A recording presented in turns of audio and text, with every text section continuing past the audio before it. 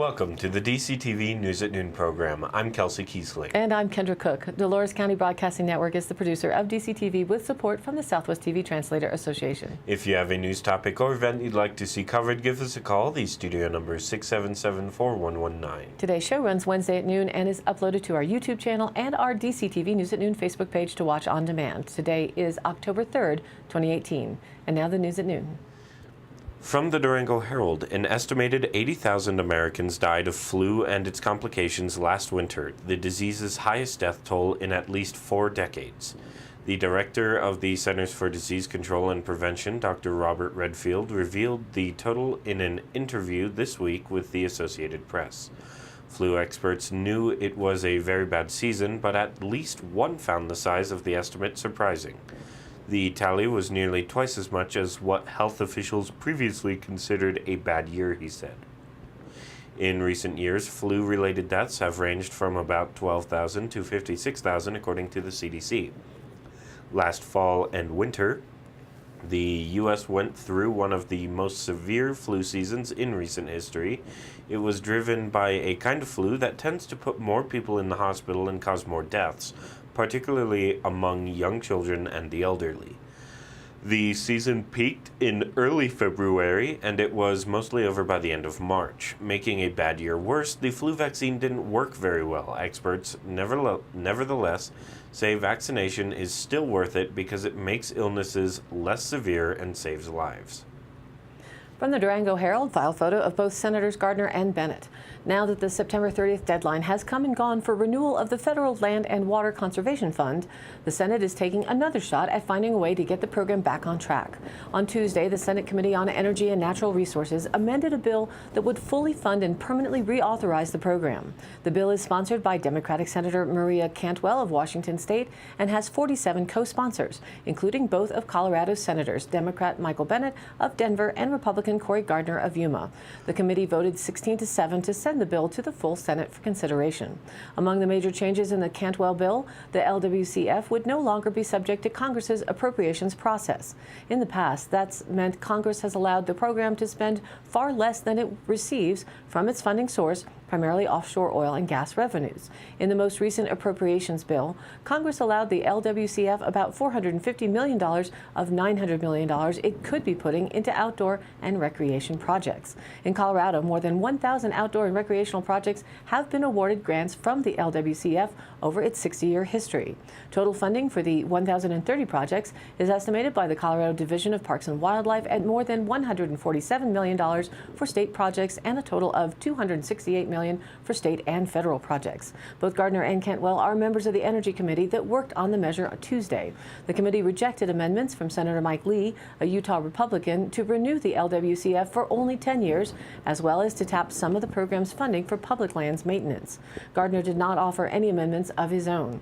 In a statement, Gardner said, quote, "I've been fighting to protect the Land and Water Conservation Fund, and today was an important step for the Senate to move out of committee a bipartisan measure that permanently reauthorizes this critical program for Colorado's public lands. There is no excuse on why we can't get this done, as there is a clear bipartisan consensus in both the House and Senate on the immense benefits of this crown jewel of conservation programs," end quote. The LWCF renewal has been tied up with other issues, including how to fund an $11 billion backlog of deferred maintenance at national parks. The committee also approved that measure Tuesday and sent it on to the full Senate, where both measures could become part of an overall package of legislation dealing with public lands. The most likely version to come from the House is House Resolution 502. The House Committee on Natural Resources passed that measure September 13th. The bill has 238 co-sponsors, including 5 members of Colorado's House delegation. It now awaits action from the full House. Gardner also won approval from the Energy Committee Tuesday for several other measures, including the Amachi Study Act. Under this measure, authored by Gardner and co-sponsored by Bennett, the Secretary of the Interior would conduct a study on the historical significance of Amachi, the former Japanese American relocation center in Grenada near Colorado's eastern border with Kansas, and determine whether the site should become part of the national park system. And the Pike National Historic Trail Study Act, authored by Bennett and co-sponsored by Gardner. This study would direct the National Park Service to study whether to make explorer Zebulon Pike's route through the American Southwest a National Historic Trail. From the Cortez Journal, state law enforcement arrested a man suspected of being involved in a hit-and-run crash Tuesday morning on U.S. Highway 160 east of Durango, officials said. The hit-and-run occurred around 7 a.m. when a 2008 Toyota Sequoia drove across a center line near milepost 97, about 3 miles west of Gem Village, said Colorado State Patrol Captain Adrian Driscoll. The Sequoia crashed into a GMC SUV driven by Melissa Van Manen, age 50, who was taken to Mercy Regional Medical Center with serious bodily injury, Driscoll said. She was listed in fair condition Tuesday afternoon, said a hospital spokesman. The state patrol arrested Alfred Gallegos, age 23, of Toyoak, and the suspected driver of the Sequoia, about 9:45 a.m., Driscoll said. Law enforcement suspect alcohol and speed were factors in the crash, but charges were pending. Colorado Department of Transportation found the Sequoia at Lons Automotive, where Gallegos fled on foot, Driscoll said. He said Gallegos was hiding at the junkyard for about an hour before State Patrol made an arrest. State Patrol called in a search dog around 9:15 a.m. to help look for the suspect, although the canine did not find Gallegos.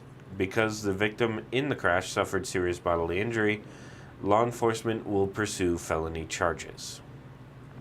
The Journal reported on the latest on the storm update in the region. The latest on wet weather in the southwest. Authorities say a lake behind an earthen dam in the southern Arizona desert is swollen with storm runoff and could fail, and residents of a nearby small community were being evacuated. The National Weather Service on Wednesday said water levels were within a foot of overtopping Menagers Dam and that it could give way if overtopped, resulting in flash flooding of the community of Ali Chuk on To'ono O'odham Nation's reservation west of Tucson. The Tribal Department of Public Safety said Tuesday night that flooding from runoff from remnants of former Tropical Storm Rosa made roads impassable in the area on Tuesday, and tribal officials were working to evacuate residents from the area. Ali Chuk is 97 miles west of Tucson. The Arizona Daily Star reported that the community has a U.S. Census reported population of 162 and that the area got between 3 and 5 inches of rain on Monday. The Tribal Department's statement also said tribal officials were evacuating more than 30 people from a village elsewhere in the reservation because water in a wash was overflowing its berms and flooding that community. Remnants of a tropical storm dropped a record amount of rain on Phoenix. National Weather Service meteorologists say 2.35 inches of rain had been recorded at Phoenix Sky Harbor International Airport as of Tuesday night. That made it the rainiest October day since records have been kept, topping the 2.32 inches recorded on October 14th of 1988.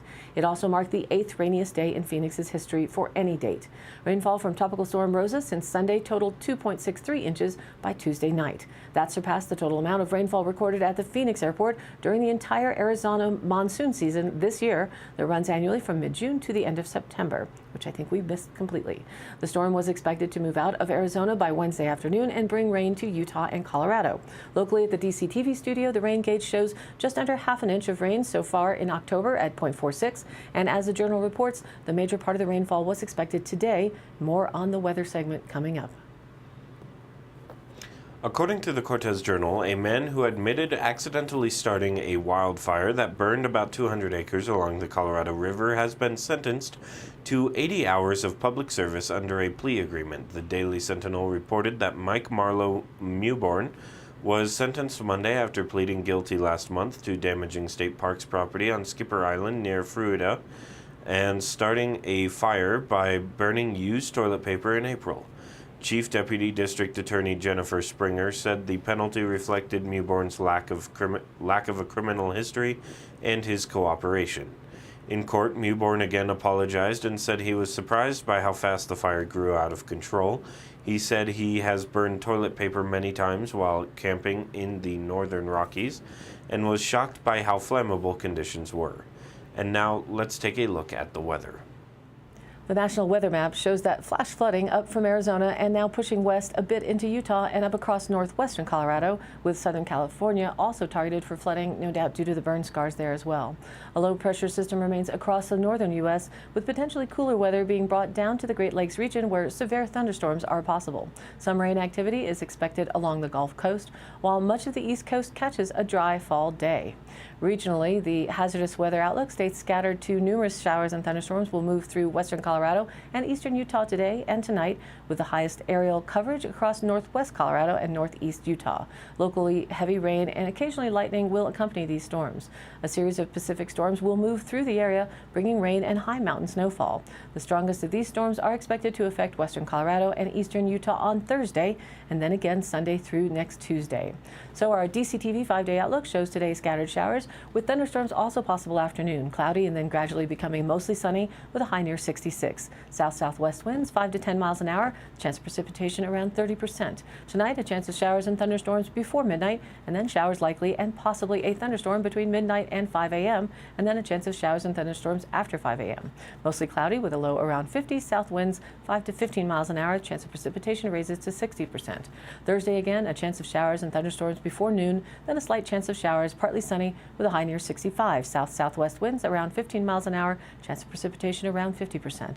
Thursday night, cloudy, partly cloudy, with a low around 46, south winds 5 to 15 miles an hour. And Friday, a slight chance of showers with thunderstorms also possible afternoon. Mostly sunny though, with a high near 62, south winds 5 to 10 miles an hour becoming west-northwest in the afternoon. The chance of precipitation drops to 20%, and Friday night, partly cloudy with a low around 43, so it cools off a bit. Then Saturday, a 30% chance of showers afternoon, partly sunny with a high near 61. Saturday night, a chance of showers and thunderstorms, then showers likely and possibly a thunderstorm after midnight, mostly cloudy with a low around 44, chances raised to 60% for precipitation. Sunday, a chance of showers and thunderstorms, cloudy with a high near 52. Sunday night, a chance of showers and thunderstorms, mostly cloudy with a low around 39. And Monday is a holiday, Columbus Day, with a chance of showers, mostly cloudy with a high near 51. Monday night, mostly cloudy with a low around 37. Well, we enjoyed the rain while we had it. Love to listen to the different sounds of the raindrops on different surfaces. How much did you get? Email your photos to dcbnnews@gmail.com or post them to the DCTV Dove Creek Local Weather Photo Group on Facebook. This morning was a mix of clouds and a brief patch of sunshine, some sparkling puddles here and there. The Dove Creek Local Weather Photo Group on Facebook is full of thanks for the gentle rains and wanting, hoping, and praying for more. And now, back to the news. According to the Durango Herald, 3 people whose legs were paralyzed for years can stand and take steps again thanks to an electrical implant that zaps the injured spinal cord, along with months of intense rehab, researchers reported Monday. The milestone, reported by 2 teams of scientists working separately, isn't a cure. The patients walk only with assistance, holding onto a rolling walker or with other help to keep their balance. Switch off the spinal simulator and they no longer can voluntarily move their legs. But during one physical therapy session at the Mayo Clinic, 29-year-old Jared Chinock moved back and forth enough to cover about the length of a football field. The work is part of a quest to help people with spinal cord injuries regain function, and specialists say, while it's only been attempted in a few people, it's a promising approach that needs more study. Still, not everybody who has a similar injury will respond the same, cautioned Sadowski, who directs spinal cord therapy at Baltimore's Kennedy Krieger Institute. From the Dove Creek Press, Tammy Barr photo and reporting on the Town of Dove Creek September regular meeting. Mayor Brett Martin held the second and final reading of Ordinance 213, which provides for tastings at licensed liquor stores or licensed drugstores. Since the ordinance number 213 mimics state mandates, Attorney Green stated there were no changes. Trustee Rick Gersh spoke in favor of the ordinance and the fact that it will promote more business in Dove Creek, saying, quote, it promotes retail sales. The trustees unanimously voted to pass Ordinance 213 so that a licensed liquor store or licensed drugstore wanting to hold tastings will still have to go through an application process to get the tasting event licensed. The second and final reading of Ordinance 214, Series 2018, is an ordinance for flood damage prevention. Having the ordinance in place allows mortgage lenders to insure homes in the flood zone. The trustees unanimously passed that. A discussion on the progress of the Dove's Nest variance continued with Ellen Warren, sharing that there were a few things they were working on. Mayor Martin encouraged her by stating the facility is an asset. Next, the first reading of Ordinance number 215, Series 2018, procedures of declaration of emergency was enacted. The purpose of the ordinance is to establish procedures in the event the town ever declares an emergency. During the first read-through, Attorney Green explained why the ordinance is needed and gave examples of situations caused during Hurricane Katrina. It's designed to protect infrastructure, protect the people, and provide continuity of government during an emergency. The sheriff's report from Sergeant Don Wilson recapped the last month of activities, and with concerns to speeders in town, the sheriff's office stated it has been pulling people over, and that with one of his deputies assigned to marijuana enforcement, the numbers may be off. Attorney Green suggested parking a car with an active speed radar. Trustee Gersh told Wilson, "I can tell when one of your officers is sitting out there because of the flow of traffic." Wilson told the trustees he would bring it up with the sheriff. Trustee Grant Allen asked about the vandalism issue the sheriff's office is currently investigating. Wilson explained that was ongoing and told Allen they are still pulling suspects in for questioning, but the investigation is going well. ATVs and other types of UTVs driving in town was also brought up. Wilson assured the trustees that it is illegal to drive them on the roadways in Dove Creek. Next up on the agenda was employee reports, including Recreation Director Chrissy Chad providing an update on Pee Wee football. They will be hosting their Super Bowl October 6, 2018, starting at 9 a.m. at the football field. She also updated the trustees on the progress made with getting the funding for a new recreation center with a swimming pool. She explained that this $5 million project will take time to get all the funding for, so it will be done in stages. Chad provided the trustees with a strategic plan that laid out a timeline. She also let them know she went for smaller grants and got them. The project will be done in phases, but the plans for a rec center with a pool are in the works. The next town board meeting will be Thursday, October 18th at 7 p.m. at the town office. Reported by the Durango Herald, a new $5.4 million building for the La Plata County Assessor, Treasurer, and Clerk and Recorder's offices was unanimously approved Tuesday by County Commissioners. The building will consolidate the three offices in a two-story, 14,389 square foot space in 679 Turner Drive in Bodo Industrial Park, to be called the ACT Building, ACT Building. Funds for the project were saved over a number of years for the purpose of paying for facility needs. The county identified in a master plan in 2012, said La Plata County Manager Joanne Spina. The move will take the assessor's office out of the county administration building at 1101 East 2nd Avenue and the treasurer's office out of the old main post office at 1060 Main Avenue. The project allows the county to move closer to its plan to sell the old main post office, Spina said. Staff from the county's Internet Technology Department, the last department in the office, will be relocated to the La Plata County Courthouse, and it will mark the vacating of the last space of the county leases, the Clerk and Recorder's office at 98 Everett Street, which costs the county about $132,000 per year to rent. The public will be better served with the consolidation of all three departments in one building, Spina said, with more parking and a more centralized location for residents. From the Journal, photos courtesy Instagram and Jim Mimiaga. Television crews for the Oprah Winfrey Network visited Dolores last month to shoot a reality show about a local man engaged to pop singer Michelle Williams. Chad Loves Michelle, quote, features Dolores native Chad Johnson's relationship with Williams of the hit R&B band Destiny's Child. The series will premiere on the OWN channel November 3rd, while the episode focusing on Chad's hometown is expected to air November 10th. Filming occurred for 2 days at locations in Dolores and at the Circle K Ranch, said longtime local Jim Koenig, Johnson's grandfather. It was a spectacle with the camera crews and interviews, said Koenig, age 87. It was different to be in the spotlight. Johnson, age 40, grew up and went to school in Dolores, the town. He found success in the ministry and as a life coach and has served as chaplain for the Pittsburgh Steelers and Los Angeles Dodgers. The homegrown pastor started his own spiritual retreat program in Phoenix that Williams, age 37, attended. The chance meeting sparked the beginning of their relationship, and the couple's engagement was recently featured in People magazine. Williams, along with Beyonce Knowles and Kelly Rowland from Destiny's Child, which became one of the best-selling female R&B groups of all time and sold 60 million records. Williams has BTS also released pop and gospel solo albums. Destiny's Child performed for the Super Bowl halftime show in 2013. The couple plans to get married, but a date and time has not yet been set. Chad Loves Michelle from Reveille Entertainment and Invent TV will feature an honest inside look at the path to marriage between the Grammy Award-winning pop singer and sports team chaplain, according to a September 20th OWN press release. The couple's traditional faith-based approach is a focus of the show. Quote, having been together for a year and never in the same city for more than 7 days, the newly engaged couple is turning to intensive premarital counseling to help prepare them for life together as husband and wife, the press release states. Both are relocating to Los Angeles from different cities in the months leading up to their wedding, but not to the same bedroom. Quote, each episode will feature real issues the couple is tackling in their everyday lives, including Michelle's high-profile battle with mental health issues and the lessons they learned from the premarital counseling sessions that bond them stronger together, end quote. Chad's brother, Brandon Johnson, general manager of Montezuma Valley Irrigation Company, participated in the 2 days of filming with his brother and Williams and hosted a barbecue for the couple that local friends also attended. Williams was treated to horseback riding at Circle K Ranch and got a fishing lesson on the Dolores River. She was amazed by the scenic San Juan Mountains bordered by Red Rock Desert, Brandon said.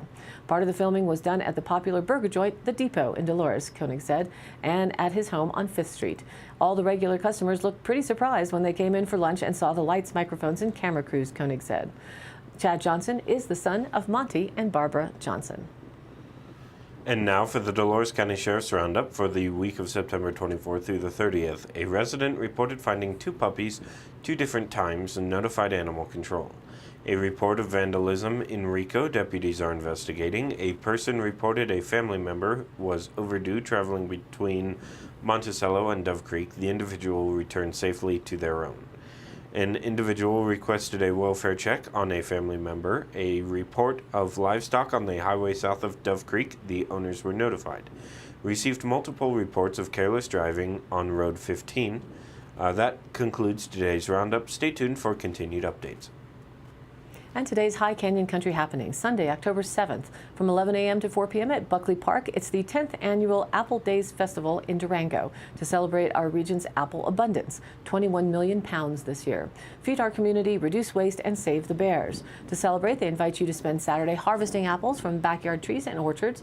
On Sunday, come down to Buckley Park, where you can press apples into fresh local juice, listen to live music, participate in the apple pie eating contest, and enjoy a family-friendly afternoon out on the town. If you have a tree to donate for harvesting, please register your tree online. And if you would like to volunteer to help harvest apples on Saturday 10/6 or press apples during the event on Saturday 10/7, please register also online. The cost is free to attend. Fresh pressed local juice will be available for a suggested donation. All proceeds go to support the Good Food Collective. You can contact them for more information at 970-403-5437. Also in Durango, it's Snowdown Week. October 4th, it's the kickoff party from 5:30 to 7 p.m. at El Moro Spirits and Tavern. Pow, Bam, Kazow. Snowdown 2019 theme is Get Your Comic On. At the kickoff, they will unveil the official Snowdown 2019 poster. There will be opportunities for volunteers to sign up to be on one of their fabulous teams. They will have a cash bar and delicious appetizers. Of course, costumes are always encouraged. For all of the details and schedule for the Snowdown event this winter, go to snowdown.org. And also in Durango, if the rains aren't too bad, it may be worth the drive. October 6th is Oktoberfest Durango. From 1 to 5 p.m., Oktoberfest Durango is back at Purgatory Resort for its 2nd year. Join them for a day of beer, food, and live music. This is a family-friendly event, so bring the kids and sip on some beer while taking in the crisp mountain air. Might make for a stop along a fall color ride if the rains haven't knocked the leaves off yet. All of these happenings are posted on our DCTV News at Noon Facebook page, along with the YouTube replays, weather, original stories, and local posts. To share your event or information, contact us. The email is dcbnnews@gmail.com or call us here at the station. The number is 970-677-4119. Thanks for tuning in. News at Noon airs at noon Monday through Thursday and then is available online on our YouTube channel and our DCTV News at Noon Facebook page on demand. Be sure to like us there on Facebook and join in on the news of our area. And of course, please share it with a friend. For Kendra Cook with DCTV and the News at Noon program out of Dove Creek, USA, I'm Kelsey Kiesling. Thanks for watching.